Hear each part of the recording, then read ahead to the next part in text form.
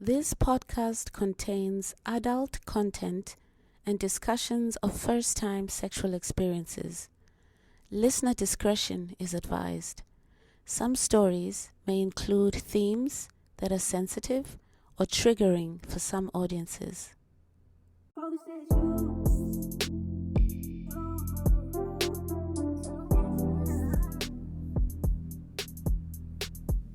Welcome to Sexual Encounters, the very first time, the podcast where we talk about first times for better, worse, and everything in between. I'm Mary Jane, and today we're talking about love, sex, and the space in between. Because we're often taught that first sex should be romantic, an act of love. But that's not always what happens. Sometimes it is, sometimes it isn't. Sometimes it's complicated. So how does this shape how we feel about ourselves, about sex, and about relationships that follow?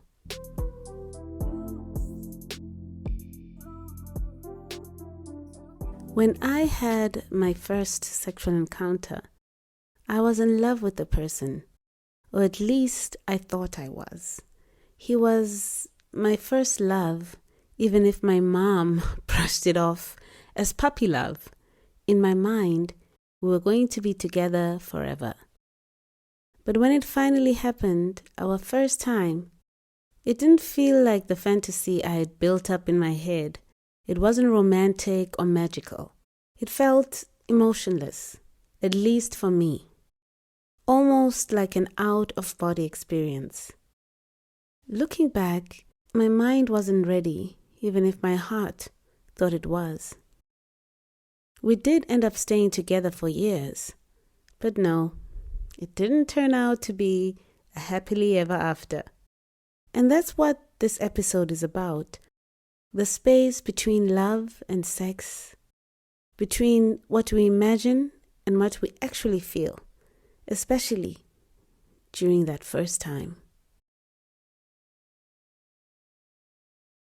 There's so much societal pressure around first times, especially around the idea that they should happen with someone that you love.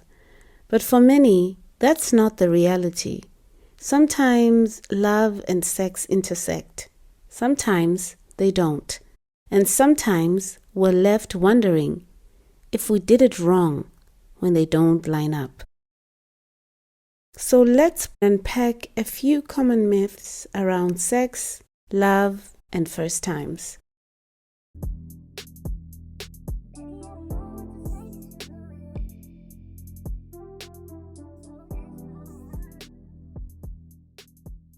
Joining us to explore some myths and the emotional layers of first love versus first sex are two incredible guests, both of whom you may recognize from earlier episodes. Dr. Markie Twist is a sexologist, licensed therapist, and author whose work centers on digital intimacy, queer relationships, and inclusive sex education. Silva Neves is a UK-based psychosexual relationship therapist and author known for his work on sexual trauma, LGBT issues, and helping people navigate intimacy after difficult experiences. Together, they help us unpack why love and sex don't always align and how we can find meaning, healing, and self-understanding in that space between. Welcome back, Dr. Markie and Silva. It's an honor to have you both. It's great to be back. It's good to see you, and it's great to see you, Silva. Yeah, it's great to see you both, and thank you for inviting me again. It's a pleasure to be here. So let's start with one of the most common and maybe most romanticized myths out there. Your first time should be with someone you love. It's an idea that's everywhere, in movies, in music, sometimes even in sex education. How do you both respond to this belief? And what would you say to someone who feels unsure or even guilty because their first time wasn't with someone they loved? Yeah, so I'm happy to start. Basically, it is a myth, obviously, because a lot of the time it's just very difficult to find someone that you love to start with, right? Especially when we are adolescents and we have all these kind of hormones that are erupting in our bodies, and we might feel very, very horny. We might want to experiment with some things. And sometimes the experiment, the sexual experiment, is good to be done with some people that you don't have such a strong loving attachment, because otherwise it can put a lot of pressure to start with. But of course, because of all those myths, there's as you were saying, the guilt of thinking, oh gosh, I've got to fall in love first. I've got to be with that person. And that comes from, really, if you think about it, it comes from purity culture, when it feels like you have to be really innocent and full of love to have this to have this first sexual encounter. But also, that implies that then you have to stay with that person forever, this kind of like sweetheart college love that you have to be with forever. That really is part of the purity culture that is also very much embedded in monogamy, and that sense that sex itself is either unwanted or even bad if it's done with somebody that you don't have some romantic feelings for. But as we know, for us sexologists, we know that the way that we explore our sexuality, sometimes we need to explore it with having a really strong sense of self. And sometimes it means not to have sex only in the frame of love for another person, because when we love somebody else, we want to take care of them. We want to make sure that they are in a position where we can continue to receive the love. So it might just alter how we might want to experiment or not experiment with sex. We might not want to be saying to someone that we love, hey, maybe I've got this kink I want to explore. Do you want to explore that with me? Because then the risk is that the other person that you love might say, ugh, that's horrible. Of course not. And that would feel like a real big rejection. It will be such a heartbreak. But if you do that with somebody that you don't have such a love connection, you might be freer to explore some of your sexual and erotic interests. And that is part of normal, if we can call it normal. I mean, of course, I know there's no normal, but for the normal, usual sexual exploration, sexual experiment that we do in our early lives, in our early adult lives, adolescents, early adult lives, because it is really part of getting to know ourselves. And of course, how do we know ourselves erotically? It's by experimenting. Yeah, absolutely, Silva. I think a lot of the expectation and this idea of this myth of the first time should first of all, that even that terminology, right, should be with someone that you love, comes from a westernized idea that and religious idea that, not only are you supposed to be in love, but if we're going to go real extreme, you're supposed to be married. You're not only in love, but you already have this legal, religious, relational contract with each other, right? And so I think there's a lot of expectation on people to not only experience this idea of, well, you need to be in love, but you also need to be in some sort of very deep commitment with someone. It's interesting because when you just look, and there's been different, research over time, but in the US, ideas regarding what is the purpose of sex, right? The dominant culture ideas are about 30% of people think it's really for reproductive purposes. Okay. And so if that's the reason, and that's what you believe, and so does your partner, then your first time is really more focused on that, right? I mean, about 45% believe it's for relational reasons, which I think is more what we're getting at in the modern context. It isn't necessarily for marriage, but it is about having a loving relationship. There's this expectation of that. But then there's this 25% of people who are like, no, it's for recreation. It's for experimentation. That's the purpose of like these kind of dynamics. So I really think it could be for love. That's fine. It really could be. That's okay. But does that have to be? No. And that isn't even supported in like what people really think the purpose of sex is, right? I just gave you even just dominant culture purpose of sex. If we get into more the queer kinky community, you'll see things like, and I know this will be something that you talk about in future episodes of the podcast, but if you look at even age gap dynamics, two consenting adults, really, I mean, first of all, we want your first time with another human or other humans to be consensual, period. That would be ideal. I think what we don't want is non-consent, right? But in the queer community, it's not unusual to have a much younger partner and a much older partner. And sometimes that's a first encounter. And a lot of that has to do with more getting to know the community. And so that's even a different purpose that's not talked about per se in dominant culture, because that isn't one of the main reasons that people have sex first times in dominant culture per se. Does it happen? Sure.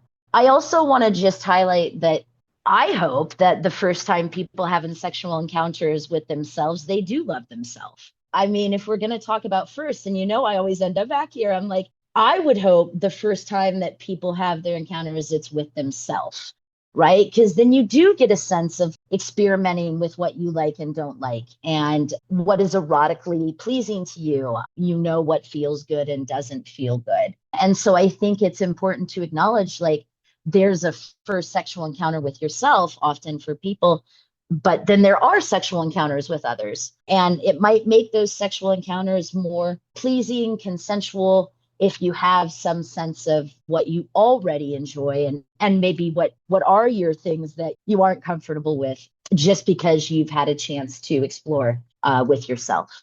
Absolutely. And also, I think it would be good to just even define what love is, because that definition can be multiple definition. There are multiple types of love. I really love my friends. I love Dr. Markie, right? And so I love my husband as well. And I I, love Silva. right? And Exactly. right. And sometimes, if you have the first encounter with somebody that you might not love in the romantic type of love, but still, it might be, even if it's like a short, casual relationship with your first time, you might love that person just because that was your first time, but it's a different type of love. It's the kind of person that you will have in your mind for the rest of your life, maybe, and you might just think of them fondly, even though you don't want to have a romantic relationship with them. And that is also another way of loving. So the next myth is kind of tied to what we were just discussing, the fact that if it's true love, your first time will be magical and you live happily ever after. I mean, I've always believed in forever and a day. So, that kind of romantic naivety can leave you really disappointed, and then you shut down and you're not open to new experiences and new relationships. So what are your thoughts on how this expectation affects people, especially if their first time with someone they love didn't feel magical or didn't lead to that happily ever after, as we mentioned?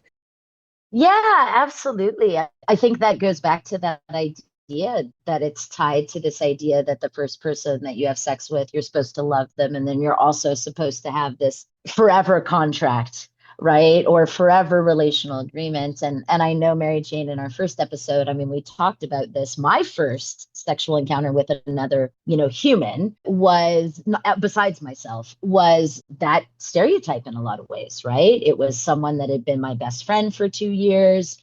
We knew each other very well. We had plans to get married, so on and so forth. Like, I really thought, whatever this means, I had done this right. And so even though I would definitely argue that first time was magical, and so were all the other times we were sexual with each other, because of this deep connection that we had, it's not like we got married, right? And so that led to that really strong feeling of like failure, right? So even if that first time you go into it under this agreement, you really don't know what's going to happen, right? Because relationships with people are ongoing consent and ongoing commitment.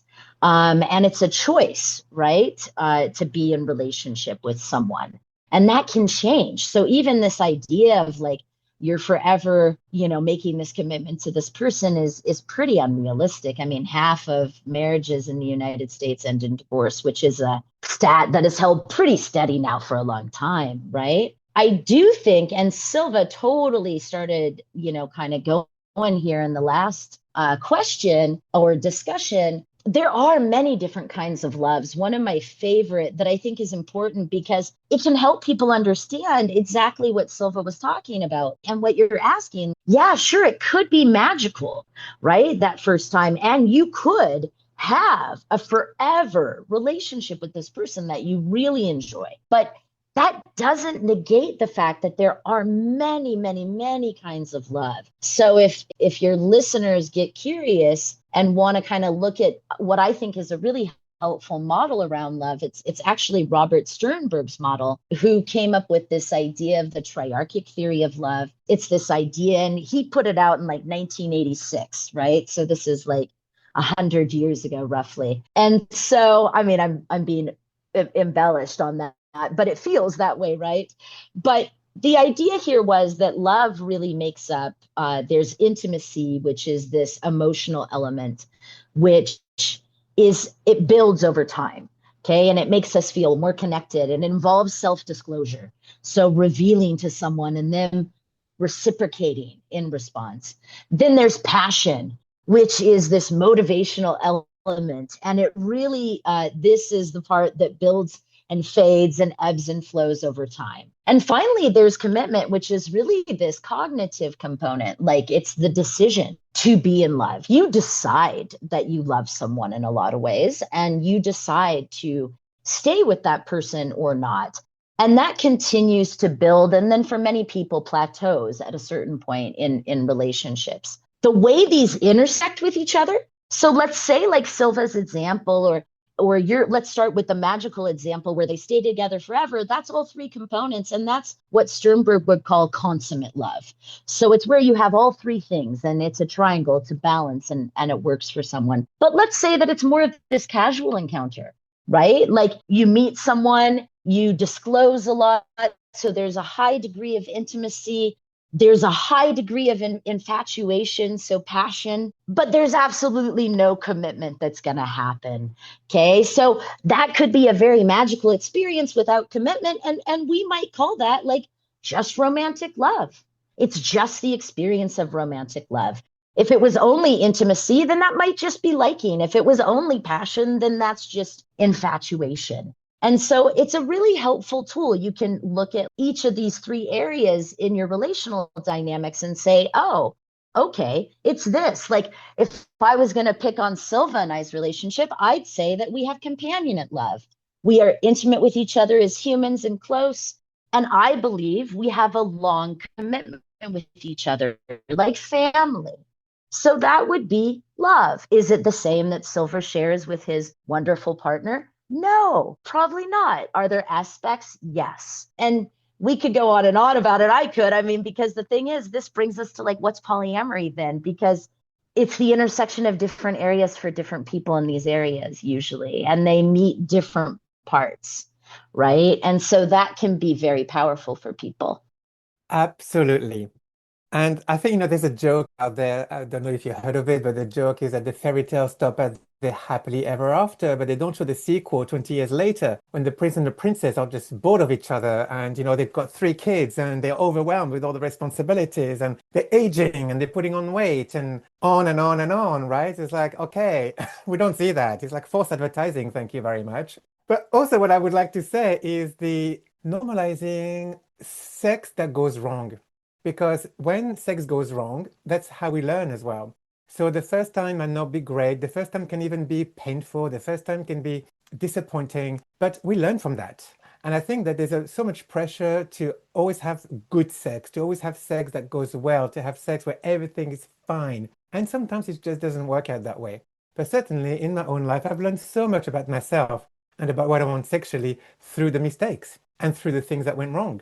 So I think this is also something that we need to really talk about in terms of sex education, but also for people, listeners, hopefully that can just not feel so bad and so shameful about thinking, oh gosh, I've had, my first time was really painful, was really bad. That person ghosted me afterwards, never saw them again. It's going to be my fault. It's all about me.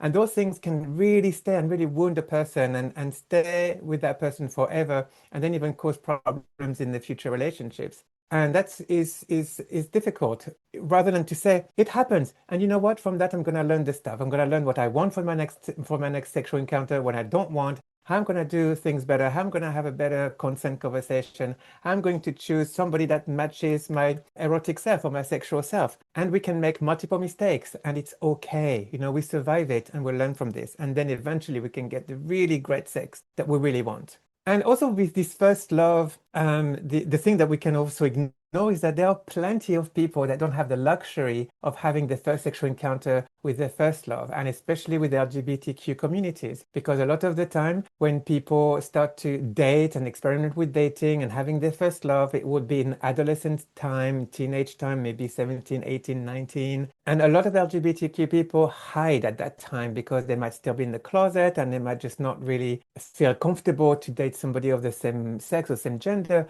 And so they might even experiment with having a boyfriend or girlfriend from the opposite gender just to appear like heterosexual, like everyone else, doing what they do with their peers. And that's a different first time. Okay. So for LGBTQ people, they can have two first times. And often the second first time, the first time with somebody that actually matches their sexual orientation, might not be the romantic place, because it might actually be in a cruising area. It might just be in a place where it's sexualized because that's the place where they're gonna find these people, not where people are gonna date openly and have and form friendships and so on. It's going to be in a different space. And for a lot of those people, they can then feel guilt and shame to say, my first time with somebody who matched my sexual orientation, it was in a toilet cubicle or it was in a sex club. And that is actually still really important and really meaningful. And even though it might have been with a stranger in a sexualized place, it's still the first experiment of being with somebody that really, truly, authentically matches their sexual orientation. And that is meaningful in a very different way.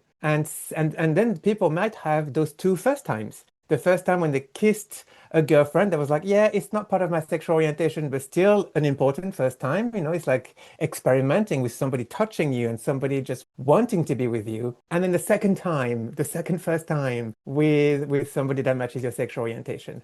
And those are all part of getting to know ourselves and developing who we are.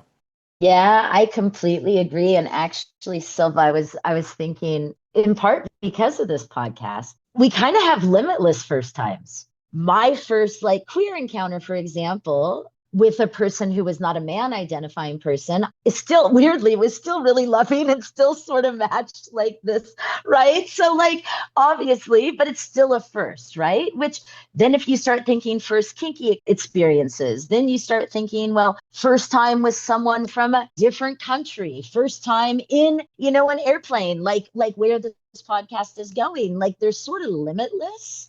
First time in I do polyamory, like we were think saying, like polyamory, exactly third, first times, threesomes. first times, right? They're just limitless, right? And that's kind of the exciting part. And here's the thing: the part of the problem is you're right. We don't acknowledge that some of these firsts, they we do make mistakes, or they're not great, or they're not whatever, right? And right, some of it is lack of consent.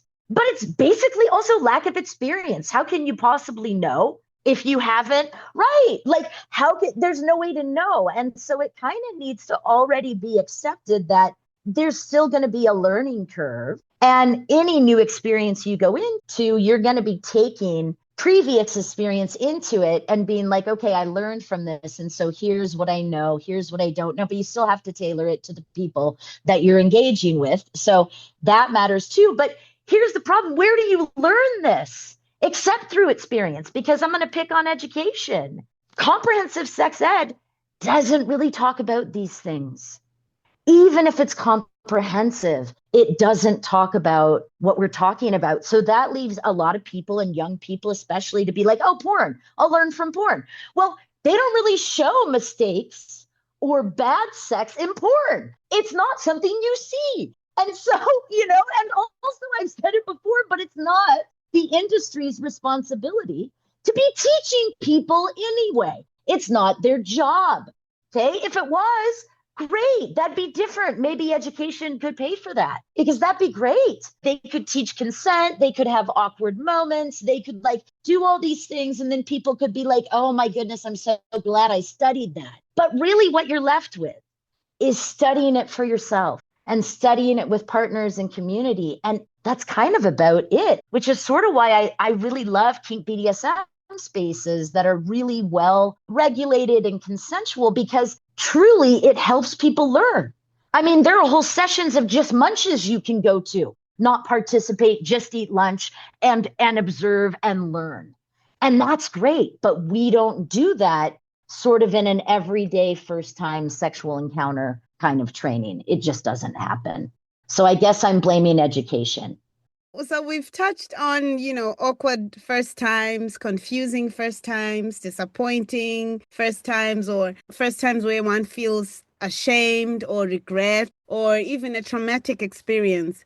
What does healing and empowerment look like when your first sexual memory doesn't align with what you hoped for? And how can someone reclaim their sexual journey from that point forward?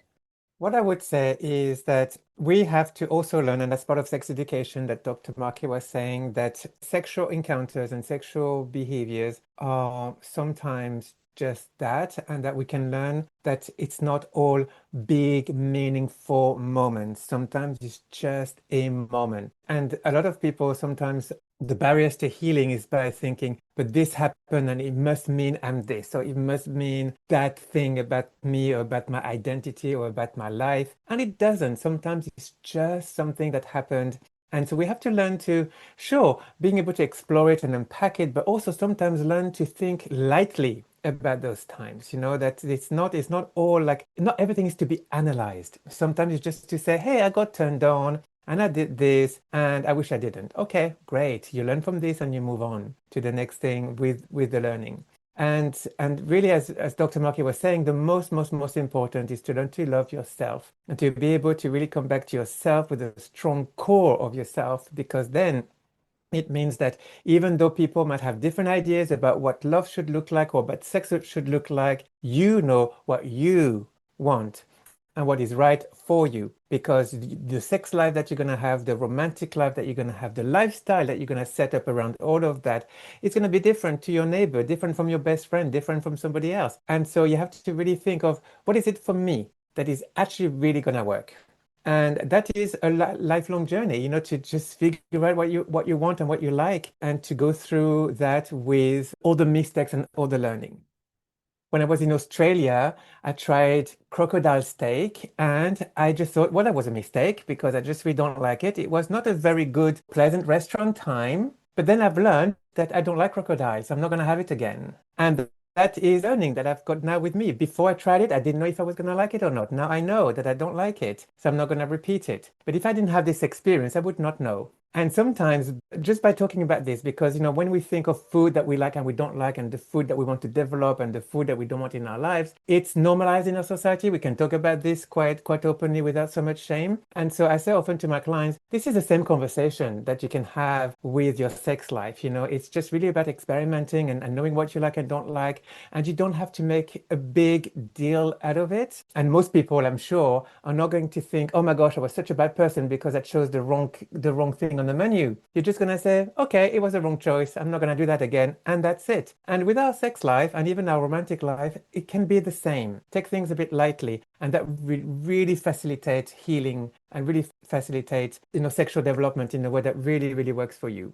Yes, absolutely. However, I'm going to go ahead and have to probably argue with you, because I think I would love crocodile, but that just tells you that like people are different. And I don't know for a fact, but here's why. Right, we're Because different. Yay. lived in Louisiana and I loved gator. I love alligator. And I'm guessing they're like close enough that I would probably be like, this is amazing. It tastes like chicken. But yeah, I think it's hard to heal from encounters that don't meet whatever our expectation is. If someone had an expectation of, I wanted it to be love, but it wasn't, or, it ended up being confusing or disappointing or shameful, I think we do need to normalize that just first and foremost, because you're always going to have firsts. And so it's just going to be a natural part of it that you might be disappointed in whatever the choice was on the menu. Maybe it was the menu itself, right? You're like, ooh, I didn't like anything on the menu. Maybe I shouldn't even have went to this restaurant.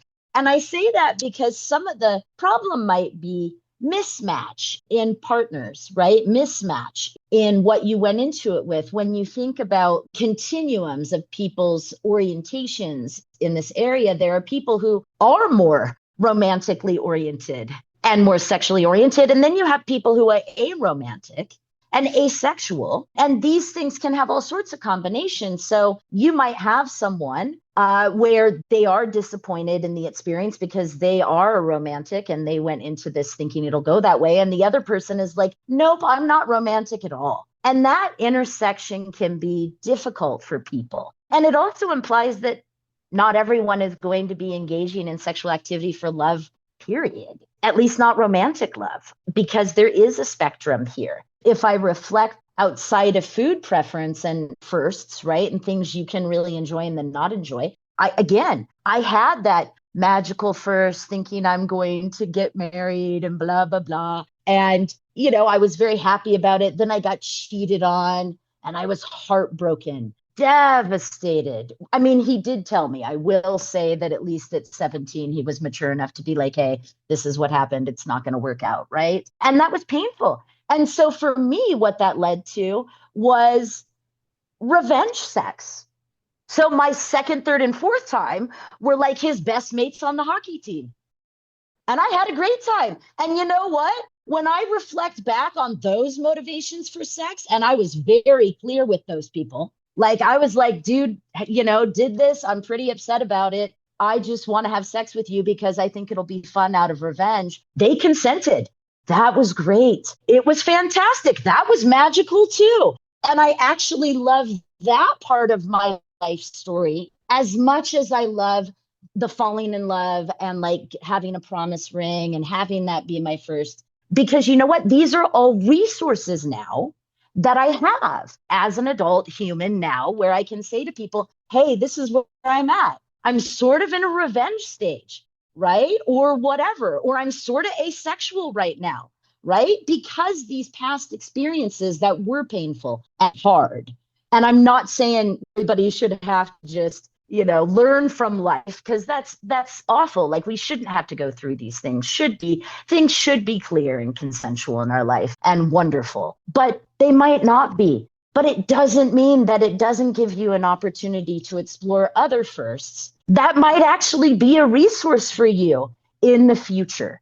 I'm not going out and saying you should go out, listeners, and go have revenge sex and that'll heal you from whatever person cheated on you. I'm not saying that. I'm saying that worked for me, right? It's been a tool, and I wouldn't have had the opportunity to have that tool had I not gone through that. And I'm a fan of my whole life story, including the train wreck, right, of all that happened, and I got my heart broken in this, because it was fun and it was consensual and it was fun. And it presented an opportunity to grow from that experience in a different way. Do I wish I hadn't had to go through that? Probably. However, do I really have wanted to marry somebody that I met in the middle of nowhere in Alaska when I was 17? No, guys, I wouldn't be here today. Most likely, I'd probably still be in Alaska, like Silva described, and like probably unhappy and like have 5 million children. I'm not saying people with 5 million children are always unhappy, but like for me, I would have been. So I'm really glad it all went the way it did. And I invite people to explore, if you have had encounters that didn't go magically and felt really bad, what does that mean? What are other ways then of exploring with people that might supersede just this is the only way that we connect sexually? So less judgment and more acceptance for the experiences that we've gone through. Yes, exactly.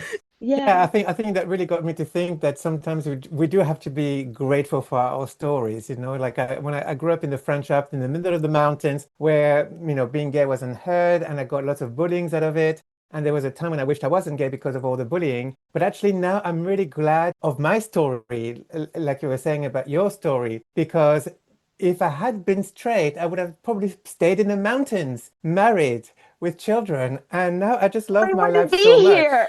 Exactly. Right? I wouldn't be in London and just met all these wonderful people from all over the world. And so, now I'm feeling so grateful for having left my home village and to be part of the world and to have a fantastic, great queer life.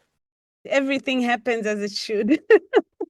So thank you so much to both of you for this very interesting and enlightening conversation. I hope our listeners can take away that they can be empowered in their journeys and accept whatever awkwardness and whatever first times that they had and move forward with positivity and more curiosity to explore and experiment even more. Thank you. Thank you.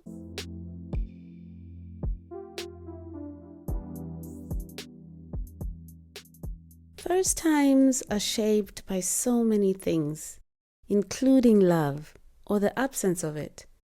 But love isn't just one thing. In our conversation with Dr. Markie and Silva, we touched on Robert Sternberg's triangular theory of love, the idea that love is made up of three components: intimacy, passion, and commitment. These combine in different ways and sometimes with different people to shape how we experience and define love. For some, the first time might feel like infatuation, full of passion, but without real intimacy or commitment. For others, it might be companionate, a deep connection with someone you trust, even if passion is missing. And for a few, all three might align in what Sternberg calls consummate love. Looking back, even though I've had sexual experiences with others since that first relationship, I've realized I still carry an emotional attachment to sex. It's not easy for me to separate physical intimacy from emotional meaning, and maybe that's because I hold on to the idea that love in some form should be part of it. When Silva mentioned that most people don't think, "Oh my goodness, I am such a bad person because I chose the wrong thing on the menu at a restaurant while eating out," I was listening and thinking, "Oh my goodness, I'm totally that person." I beat myself up for a few days for choosing the wrong thing on the menu. I kid you not. And so the takeaway from me, and I hope for you listeners as well, is that whether your first time was joyful, disappointing, confusing, or transformative, your story matters, and how you define intimacy, passion, and commitment is yours to shape. The most important thing is understanding what feels right for you and letting go of shame if your experience didn't match someone else's version of love. If you'd like to share your first love versus first sex story, we'd love to hear it. Submit anonymously at bit.ly/letstalkfirst, or you can DM us at Let's Talk First. Next time on Sexual Encounters, the very first time, we're talking about late bloomers. What happens when your first time is later than what everyone expects, and why that's more common than you think? Stay tuned. You're listening to Sexual Encounters, the very first time.